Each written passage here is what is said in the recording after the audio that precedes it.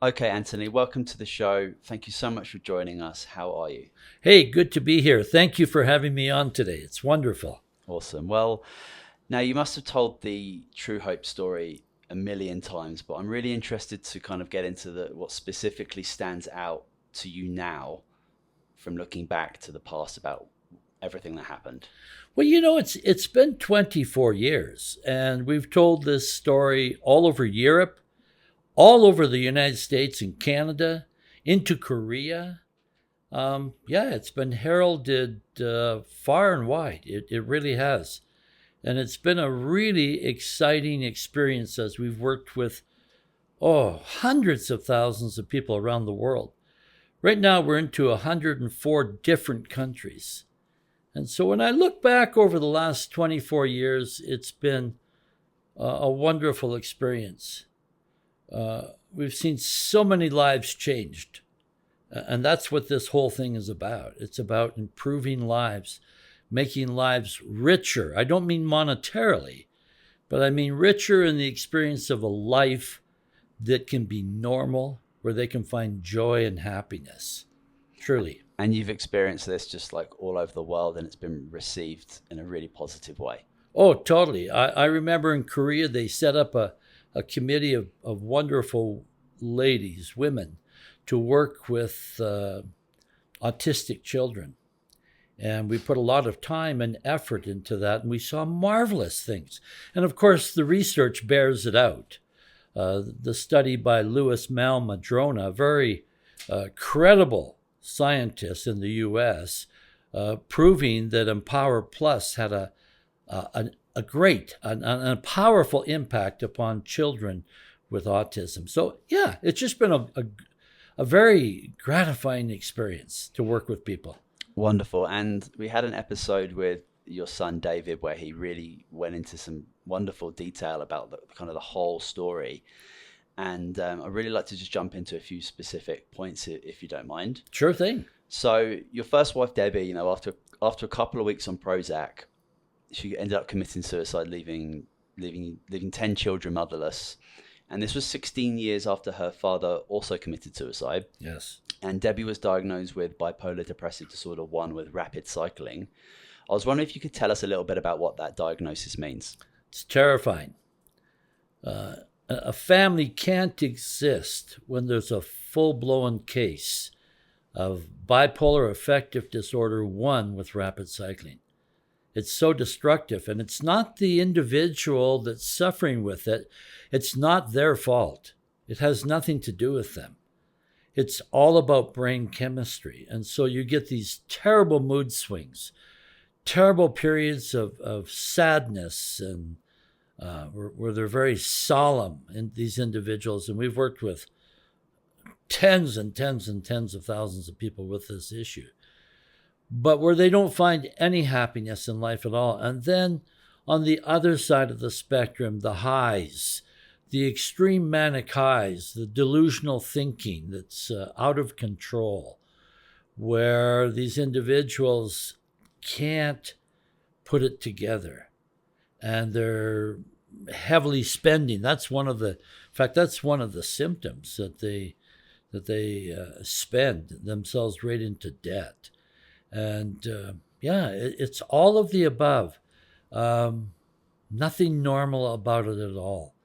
And it's destructive. It's destructive to the husband or the wife, that's the spouse of the individual suffering with it.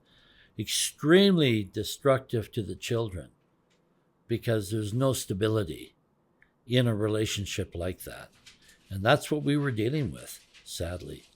And I've watched a bunch of your interviews where you're talking about the specific time, and in your own words, you said that she'd lost it.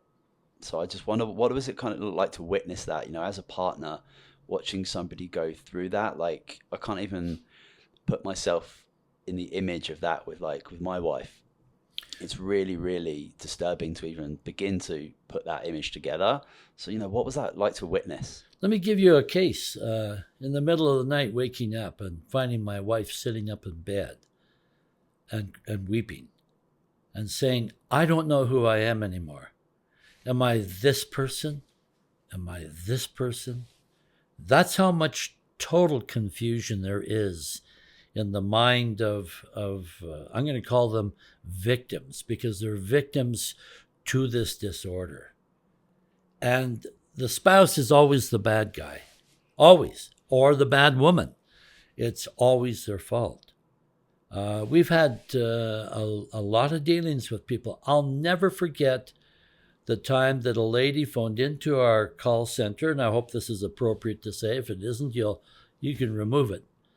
But called into the call center and talked to one of our counselors and said, I'm so much better now. I've got my life back on EMPowerplus.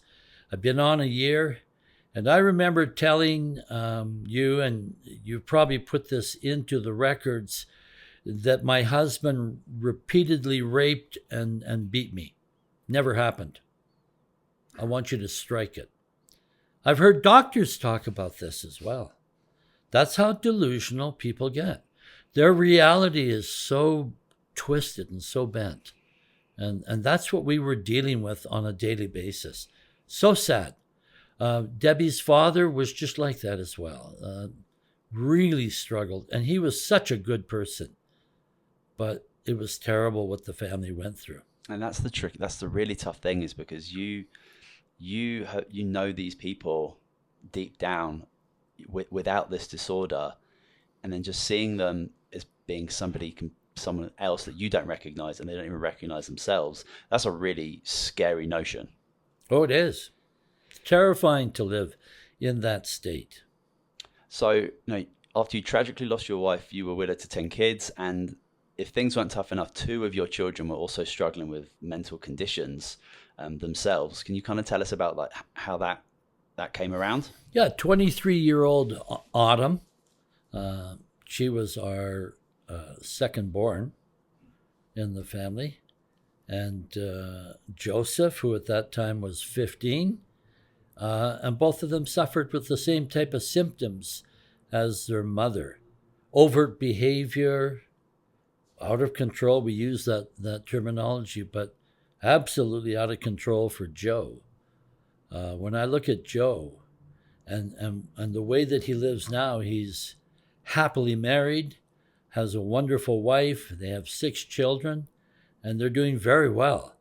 At that time, he had been freshly charged with a federal weapons offense, extremely violent, raging explosively.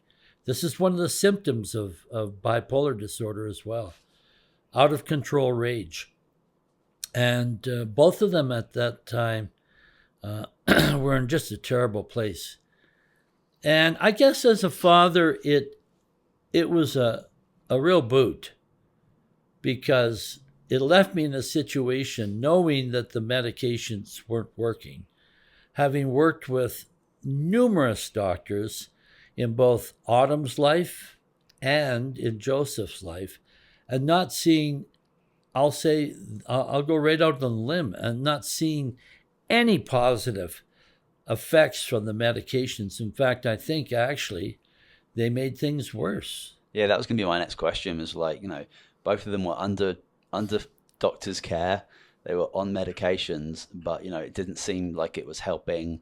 It didn't seem like it kept them where they were. If anything, it was harming them further. Exactly. Here's Autumn. I'm going to say probably 5-6 years worth of medications to that point. Things like Haldol, Rivotril, Ativan, Cogentin. Terrible side effects. But we weren't seeing anything positive, and her husband wasn't seeing anything positive. He's trying to cope, looking after the child who has severe ADHD. Her boy James was born with ADHD, and he's trying to cope with that problem, trying to put food on the table, and trying to deal with a wife that is really lost within herself. Oh yeah, terrifying. And yeah, so Autumn actually she had a young child at the time, like during kind of the peak of her symptoms. Do you think that she would have been able to parent if it not were for micronutrient support? No. she would not have made it at all. In fact, the evidence that's shown out of the DSM-4, this is an older diagnostic statistical manual put out by the American Psychiatric Association, clearly demonstrates as a repository or a composite of data that women who are bipolar will give birth to children that are ADHD, and when those children hit puberty, most often they're diagnosed with bipolar disorder as well. So that family didn't have a prayer. They didn't have a chance. There's no way that they were going to be successful. In fact, her doctor had told her one more breakout and you're going to the institution. As if it's her fault, right? And once you're in the institution, there's no coming out in most cases, you see. Yeah, that's really wild. And I've seen the pictures of Autumn with the cabinet of pharmaceuticals, and I was watching one of your presentations and I saw that and I was thinking, if somebody does get diagnosed with bipolar, there's not a textbook pharmaceutical manual really to go through. It's a little bit more of a gamble, see what works, see what doesn't, playing around with different medications. So when you were going through those conventional channels, did you see the physicians, like, did it seem like they really knew what they were doing, or it was like they were just dabbling with different drugs to see what would work? It's guesswork, sadly. And when you look at how many physicians commit suicide that are practicing psychiatrics, it's through the roof. It's got to be the most despairing type of profession, because you don't see a lot of people ever get better. You might sedate the hay out of them to the point that they can't even speak, but that's not repairing. That's not bringing forth the real person. And so the suicide rate is extremely high for physicians who practice psychiatrics, because they see these people come in for years and years and years. It would be like being a mechanic, and every week the guy down the street brings his car in and you just can't fix it. You get to the point where you'd lose confidence in yourself. You see, it's sad. The whole system's sad. Yeah, and those. I'm convinced that most physicians go into medicine to help people, and if you were a practicing psychiatrist and you were specializing in serious disorders like bipolar, and you weren't seeing recovery and you weren't seeing patients getting better, that would be a significantly depressing state to be in day out in your office. It is. This is what they suffer with. So the whole system is sick. And I'm not saying that there's any villains here in that sense. It's just really tragic for everybody, the patient and the practitioner. Absolutely. And obviously these physicians can only really work with the tools that they were given. And they also go through a very specific pharmacological training, which doesn't really ever necessarily look at nutrition, look at diet, look at environmental factors, looks at toxins. It's all about kind of like diagnosis and then literally going to the book and working with pharmaceuticals. And then when it comes to diseases like bipolar, it really is a gamble and like a mix and a match. So with Joseph, you said he was out of control. He had a federal weapons charge at the time. And he said in a few interviews that he was everything a schoolyard shooting is made from. And he would also threaten and harm his family. So, this again sounds terrifying. What was the atmosphere like at home? Because, it's not just those two children and you. There's 8 other people in the house. Fear. Everybody was afraid. Everybody was traumatized. And this goes with the bipolar family. Earlier on in the podcast, you asked me what it was like. And everybody becomes ill. Everybody becomes ill because of this disorder. And it was terrifying. Everybody was afraid. We would lay on the edge of our bed at night and we would hear him get up. And we would have to respond. Yes. And yeah, everyone would be in a fearful state. Everyone would be in a stress response constantly because, you know, your body wouldn't know when it was okay to rest and be okay. And with something like that going on in the house, everybody is like on high alert all the time. And that obviously has serious ramifications to the body and mind. Was there a moment where you'd lost all hope? Oh, sure. I remember for a time, in fact, actually having lost hope because I couldn't see anything coming out of the medical system to help these children. And I had lost hope, but I refused to resign myself to watch them disappear into that dark chasm of suicide, just like their mother and grandfather did. And that's what set me to really searching and starting to pray and fast and look at things. I always had this core belief that we've been sent here to have a mortal experience. And these individuals that suffer with these disorders don't have a real experience. They're lost within themselves. They're lost within their chemistry. And I couldn't believe that God, who I truly believe is just and is our creator, would send us here to have a tormenting experience like that. So with that was my armory. That was the arrow in my quiver, knowing that God does live and that he does look after us. I learned how to seek and how to search and how to pray and plead and look. And eventually people started coming into my life that had some answers and other inspiring things that occurred that led me. I remember once listening to a tape and waking up in the middle of the night and saying to my wife, Barbara, there's the answer. There's the answer. Because this doctor talked about the use of minerals. But in my sleep, it had become just locked into me.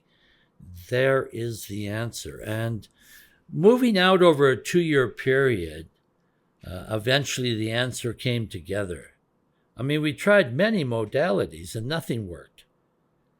But when we returned spiritually towards nutrition, the answers came very rapidly.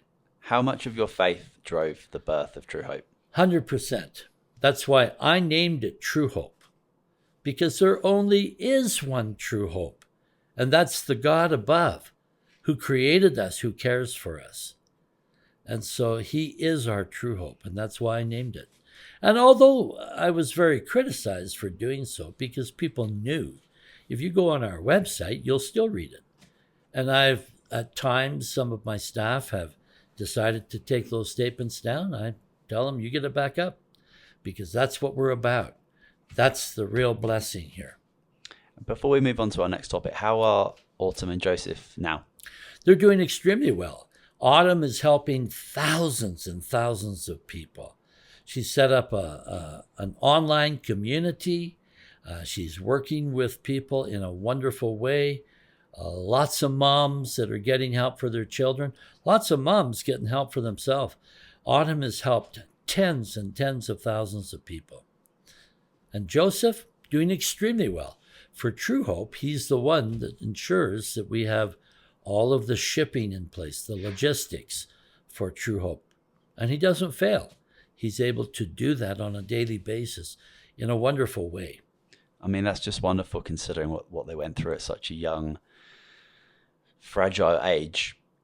And they're just two examples of people who have come out of that conventional system and have really flourished. But that's a really tiny percentage of people who do experience, bipolar disorder. And then there's so many people who are just like left behind and institutionalized on drugs forever, commit suicide and live, very unfortunate lives. And again, it's not these individual people's fault. Yeah. Yeah, it's really sad. That's the great caveat. People need to understand that they're not doing this. Chemistry bears sway.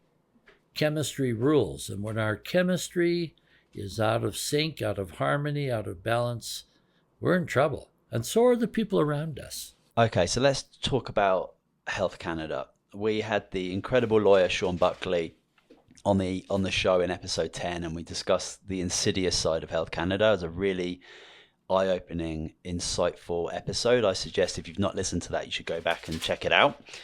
What are some of your more significant memories of Truehope's early interactions with Health Canada?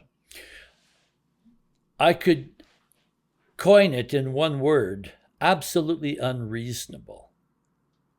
They are not about health for Canada.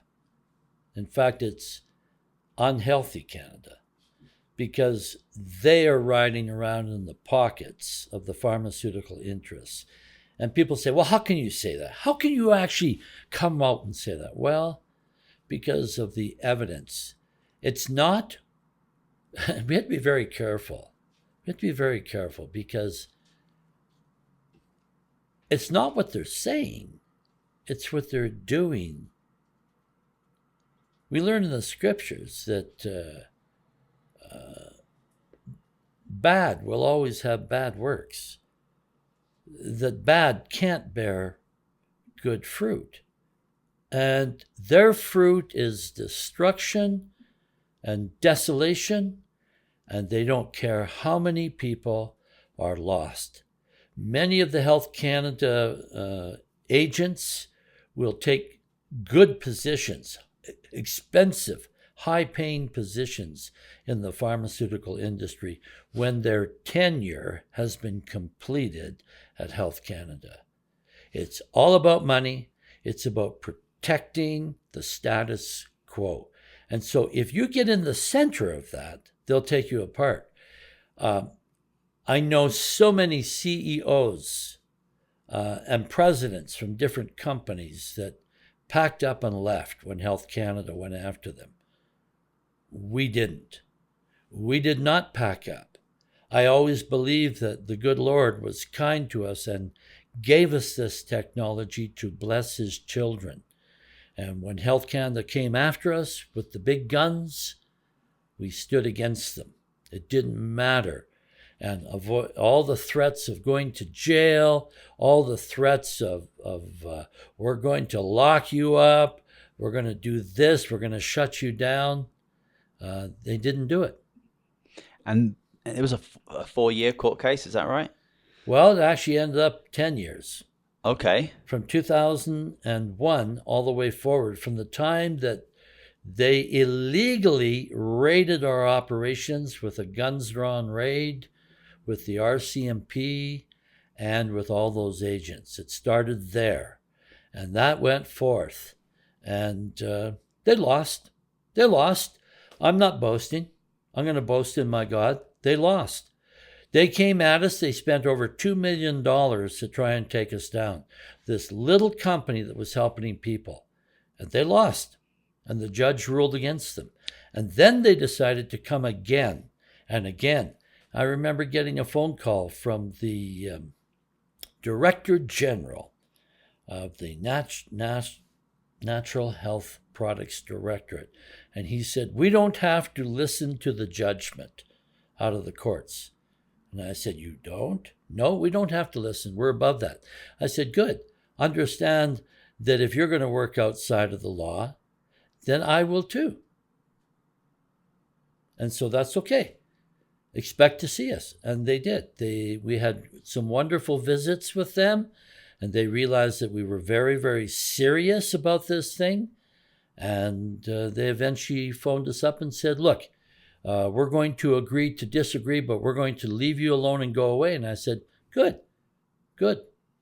And it all kind of came around because you didn't have a drug identification number, really. That's kind of what they were. There's obviously a bigger insidious side to Health Canada's directive, but that's kind of what they were going with in court.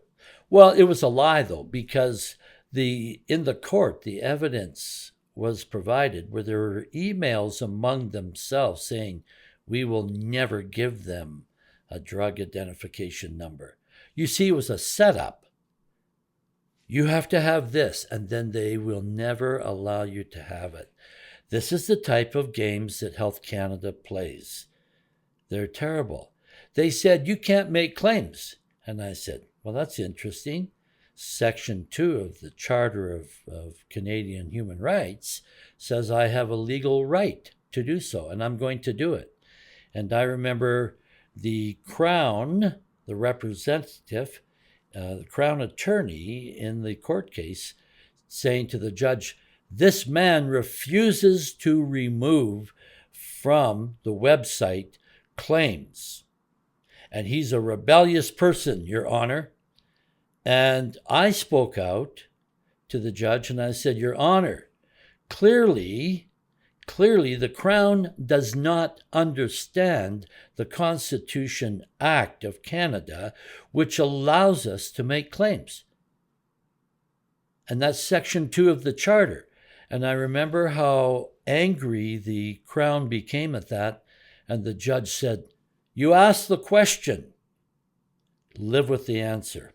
That's all there is to it. And I think controlling the language is incredibly important here because, being able to make a claim or not make a claim, if Health Canada has the ability to control what can and cannot be said, which is really controversial in itself when it comes to free speech, that's where, a lot of this whole case evolves around.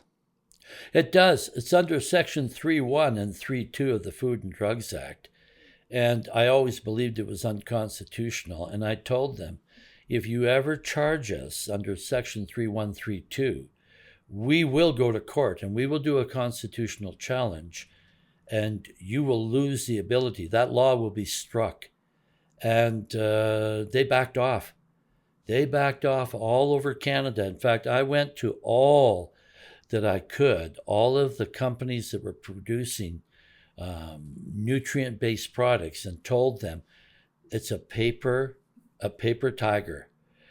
All it is threats. They cannot charge you, and nobody has been charged with that, and that has now disappeared off the books. You have a right to make a claim. You have freedom of speech here in Canada.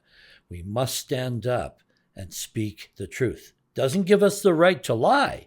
It doesn't give us the right to deceive the public. It gives us the right to speak the truth about what we're doing. I found really interesting what the judge said in closing statements in regards to Truehope had no reasonable alternative but to disobey Health Canada's order to stop selling the product. The harm avoided was clearly and unquestionably greater than the harm afflicted, the judge said, and the defendant, Truehope, could have faced criminal prosecution if they hadn't continued to provide the supplement to people, and claiming that they needed a DIN would not have been a suitable defense for Truehope. Exactly, because our law in Canada, although the government in many ways now is ignoring this, our law is about the protection of the rights, the life, liberty, and security of the person. Section 7, Section 8 of the Charter. That's the keystone law. And above all things is the preservation of and protection of life, not the engenderment of law and regulation, you see. And that's where we were going with this. In fact, that was a powerful win, the necessity defense. It set precedent all over Canada. Yeah, I don't think enough people know how much of their rights and liberties when it comes to the natural health world that they owe to Truehope in regards to all of these court hearings. We're doing our best to share this information out there because there is a lot of documentation of this. So it's important that, if you do hear this information and you do have an ability to share it out to one friend or a group, then I think that's really, really important. So, during these early days of Truehope and you've personally witnessed the insidious side of Health Canada. As I asked this question to Sean, and he couldn't give me a clear answer. He couldn't give me a definitive answer because he just wasn't sure. But as a Canadian, how does Health Canada's actions make you think about what should their real duty be to Canadians? Because a lot of people think that Health Canada is there to protect them and keep them healthy. But, you know, looking at like this case and looking at what Sean's been working on for so long, it really isn't that. So, you know, looking at what they've done in the past, what really should they be doing? What should their protocols and their primary objectives be? Should be the health of Canadians and improving health and making it easier, not or much less bureaucratic, the approval of products that are going to help people. I mean, I look at now with Truehope, we have 36 medical journal publications from 16 renowned universities, 64 researchers, all unpaid. It's all independent research on 16 different disorders. And in every case we showed, I shouldn't say we showed because it's not our research, it's not Truehope's research. The university researchers in the universities demonstrated that you could ameliorate or turn around the symptoms of these various disorders with this nutrient supplement. And yet, Health Canada still continues to push it aside. And that's a really important point, the fact that Truehope has got independent research, because when you're looking at how pharmaceutical drugs are put through the system and made available to Canadians, they have to put forward their own research done by themselves, not done by independent parties, not done by third-party interests. You know, they put forward their own research that they've paid for, which, you know, is really controversial because it opens the door to cherry-picking information. You know, you can very easily make a research paper have the answer that you want it to be. There's a really, really dodgy side to the way science is done, especially when we're talking about billions and billions of dollars, and how Health Canada is so entwined into that application process where it is, you know, pretty much $1 billion to put a pharmaceutical drug forward. And it's just, yeah, having those independent research, it just seems to me on paper such an easy thing to turn Health Canada into something that's got the best intentions for Canadians by allowing companies to put forward and present their product and showing third-party research that shows the product to have positive effects and being really transparent with that information. I mean, that should just be completely open to the public. Should be. It should be. Absolutely, but it's not. No.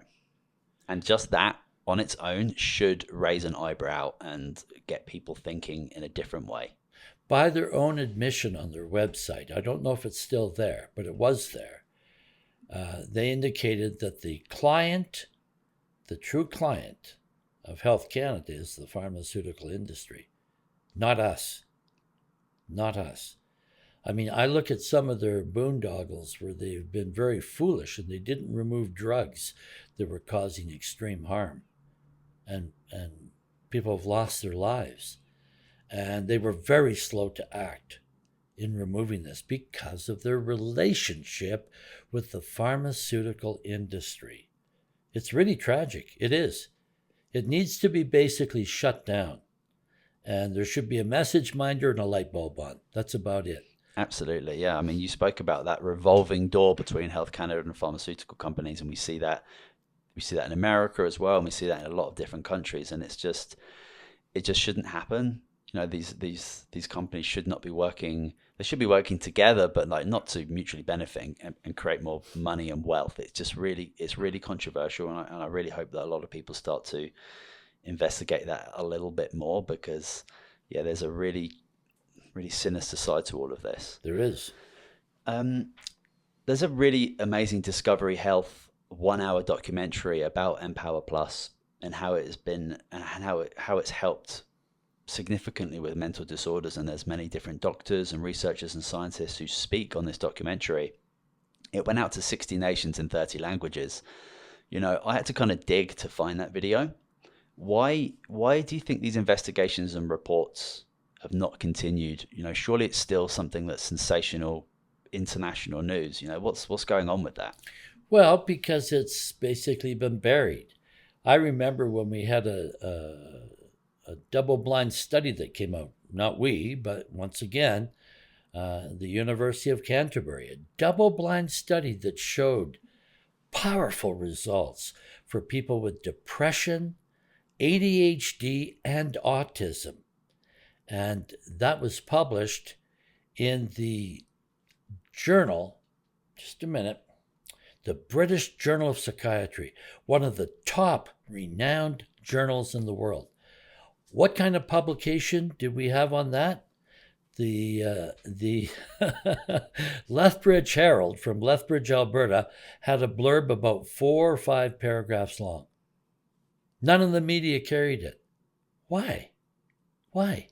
Because they're all in the pockets of the pharmaceutical industry. When you've got billions of dollars going into advertising, whether it's the farm chemical side of pharma or the drug side, and they're paying the media to advertise for them, no, they're not prepared to show the research on this. I'm just amazed how they've actually acquired a position that wasn't theirs, to be able to shut down the truth, to be able to sequester truth from going forth. And this is exactly what they've done. There's no interest in our financial system in people being better. You're better off to be an all-day, everyday customer of the pharmaceutical industry. This is what they want. They absolutely do. How many times have we seen where they attacked people for drinking whole milk that was unpasteurized? People trying to make a choice on their own for health. And they've demonized that. And yet, half the world is drinking, or 3/4 of the world is drinking milk that's unpasteurized. You see the nonsense. That's only one little quibbling point, but this is what they do. So there's quite clearly wonderful and good, well-intentioned individuals working within Health Canada, medical systems, and within media. But there's no doubt that they're working in quite corrupt systems. How does that happen? How do we have this like 100% of individuals working towards kind of a darker goal when there are good people within that? That's a very interesting question. If you were to look at the Truehope database, according to New York State University, it's the largest database on psychiatrics in the world. It's huge. But in that database, there's over 15,000 medical practitioners who have used the product. There are good doctors who care. Many, many doctors. In fact, I have doctors in my family, and they go into the practice of medicine with the hopes that they can help people, that they can help mankind. It's like the researchers. Many of the researchers, when they start into research, want to work to find answers for common problems that we're dealing with in our society on a daily basis. But what happens is there's a power at the top.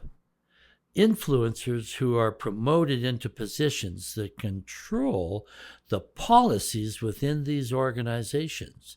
And these people are well paid, and they've got the promise of different positions if they do this. And so they influence the policy. I know of many doctors who are afraid to step out of the circle and try and do things better in the way of health. I remember how Australia changed its laws towards allowing doctors to use what they call alternative therapies. But they made it, and this was according to the push from the public, the politics at that time, really, really engendered that thinking that it was important to have doctors be able to use alternative practices. But the medical associations made it so difficult for any doctor that stepped outside of that circle. the amount of paperwork, the amount of approvals. Each thing had to be handled on a one-by-one single approval.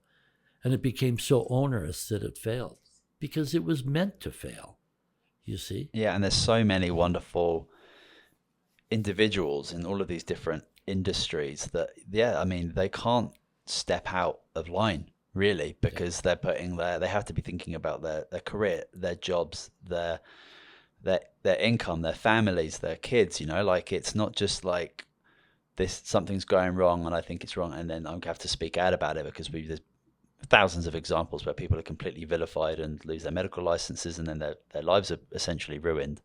So it's not so difficult for those individuals to step forward.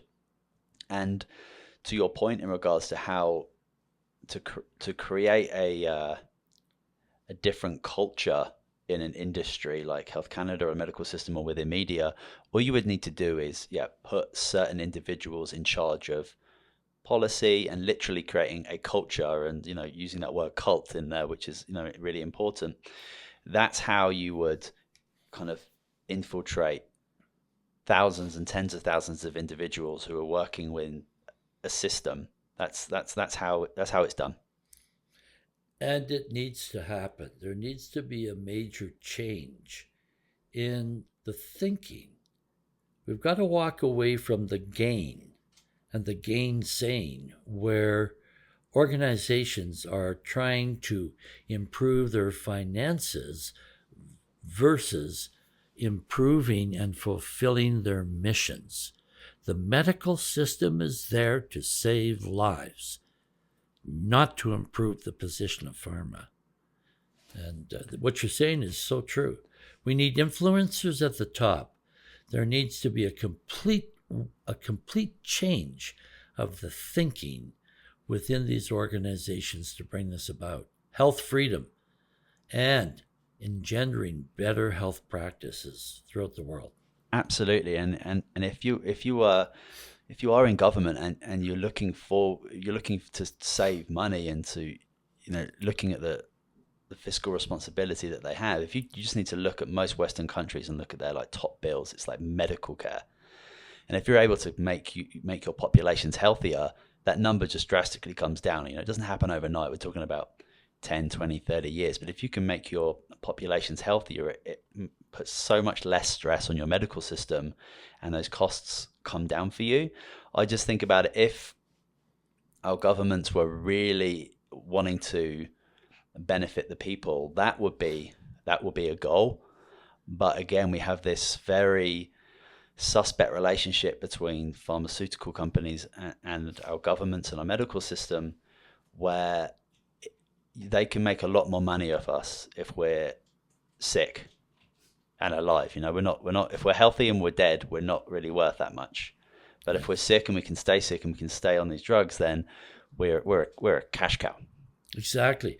I look at the case of France and Cuba. Both of them literally, you take broken down Cuba has a better medical system than what we do. Why? They engender health. In fact, they pay the doctor for the health of their patients. Here, we pay doctors for the poor health of the patients. It's totally different. The same in France. The doctor's given an incentive to make the person healthy, and they use a lot of alternatives. Not like Germany, where pharma rests, you see, and these other countries where pharma has a powerful control. Oh, we need to change this whole thing. If we change this, we'll see people do so much better. Our cost, the amount of GMP that has to go in to the whole thing. It's just phenomenal, the amount of money that's going into unwellness, if you want to put it that way. Yeah, a lot of people are completely blinded by the fact that, Canada doesn't have a brilliant health system and it's under strain. There's just so much wrong with it, but but there are examples around the world where countries who don't have such a significant tie to other influences that do try these alternative methods, and giving doctors incentives and create and having a bit more of a focus on the health of people and giving them options and giving them ideas. It's absolutely blew me away that throughout the last year, we've been talking about social distancing and lockdowns and masking, and there's not been any word on vitamin D, vitamin A, zinc, hydroxychloroquine, all these other things that are like cheap, available in the natural health world, but they're not talking about these in their weekly presentation drama interviews that we see on the television. I'd love to kind of finish up with a solution section. Tony, considering everything you've been through in your life, I think I'm correct in saying that you have some experience with despair. Absolutely. So many people around the world right now are literally stuck at home, getting into dark places, literally, and inside of their heads. Can you offer any advice for these individuals, considering what you've been through? Look to God. That may sound a little strange. Develop some hope. Yes, we're in a terrible place right now, and I truly believe that this isn't the pandemic that it's being made out to be at all. My mother lived to be 92 years of age, and in the year that she died, she told me about her mother who lived through the Spanish flu epidemic. And she said, every third or fourth door, there were people that were dead or dying. And I guess I have to ask the question, where are the bodies? And they're playing with the numbers. And this vaccination that's untested using aborted fetus DNA. What are we doing? There's no testing on this. It's absolutely reckless. And we as a people need to stand. It's our bodies. I don't want to boast. I haven't been to a doctor in 6 years. The last time I went, it was because of a herniated problem that I had developed when I was 18 years of age from carrying really heavy things. And so I've had this hernia all along, and I've never had an operation. And I went to see the doctor, and he just checked it out. Yeah, it looks good. That's what doctors are for. That was the last time, about 6 years ago. My blood pressure, if I take my blood pressure right now, it's probably going to be like 118/65. A resting heart rate of 65. I am now almost 69 years of age. Every organ functions as it's required. I don't take any medications. I don't need to. It's not that I'm against the medical system. If we're supplementing our body with healthy agents, if we're using vitamin D and not according to the prescription that Health Canada has given us, where they say the maximum daily dose is 1,000 IUs, what a joke. If people were up to 30 to 40,000, there would be so many less knee replacements. Their immune system would move ahead. It's been over 5 years since I've had a flu or a cold. And I'm not anything special. Don't take me wrong when I say this. It's proving to me that if we're supplementing with, and they don't have to be expensive supplements, things like vitamin D, vitamin C in good-sized doses, all the vitamins, the minerals, our body's in a protected state, no question. And if everybody was living the way that I am right now, not a boast,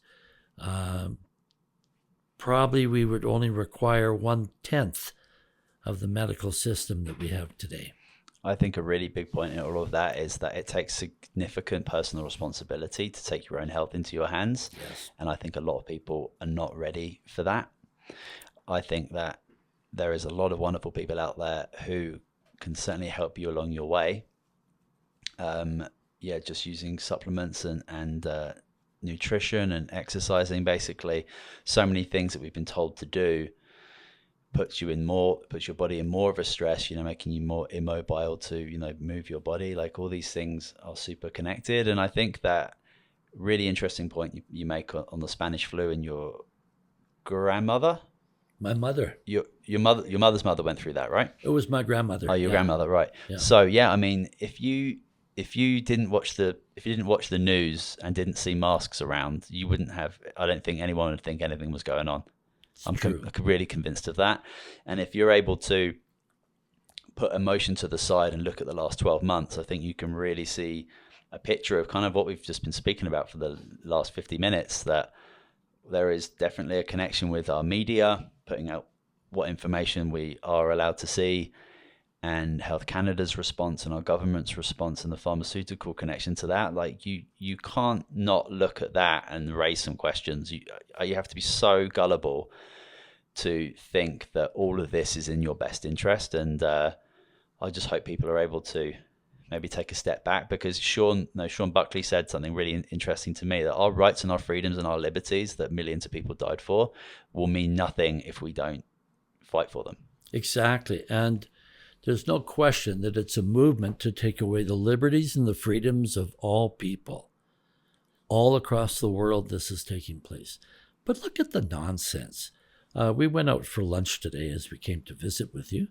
And you note that people are sitting at tables in the restaurant without masks on. But as soon as they get up, they have to put their mask on. What, does COVID not come to tables? Is that what the thing is here? I mean, you're right. We have to open our eyes and start to think about this and not just be drawn into it. It's a trap. There's a scripture that I'm reminded of in Luke 21, where the Lord warned us in this last days that there would be a snare, which is a trap, that would come upon all those that dwell upon the face of the earth. Welcome to that trap. And that's exactly what it is. And it's our body. And you're absolutely right. At Truehope, we teach people to take power over their lives. They're responsible for their life, not the medical practitioner. They're the ones that are ill, and they're the ones that are responsible to make that change. And yes, we provide lots of support in doing that. But ultimately, it comes down to the individual. And we can choose to be happy, we can choose to be healthy, or we can choose to go along and suffer as a result of that. Yeah, so many people wait for trauma or crisis or disease before they really take action and try and reflect on themselves and then do something about it. And usually that's something that they physically experience, whether that's in their body or their mind. But you just have to look around you right now. We are in a crisis. We are witnessing trauma around us, deep psychological trauma. So this is a time, if there ever was a great time to do it, now is the time to look within. Absolutely, using your faith is a really important part of that, and that can really propel you to make some maybe different decisions and take your health into your own hands, and take responsibility over what's happening in your life. Exactly. Wow, awesome.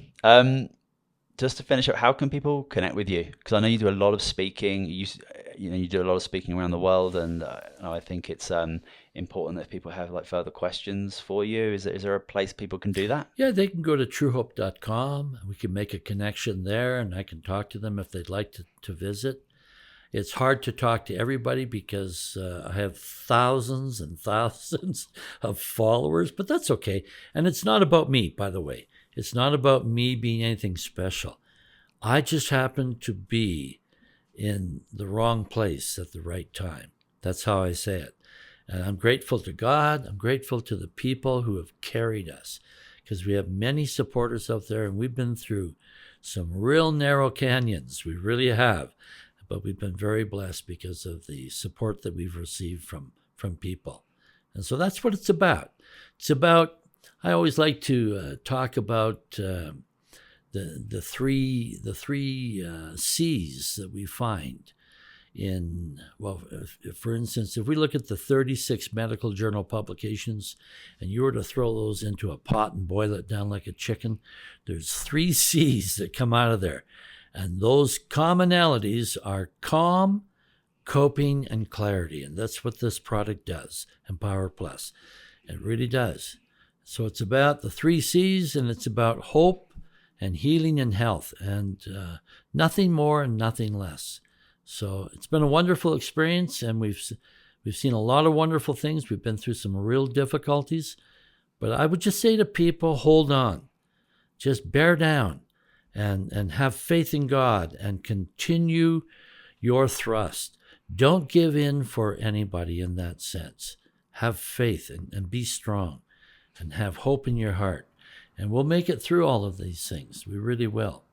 And so I wish you the very best. Thank you.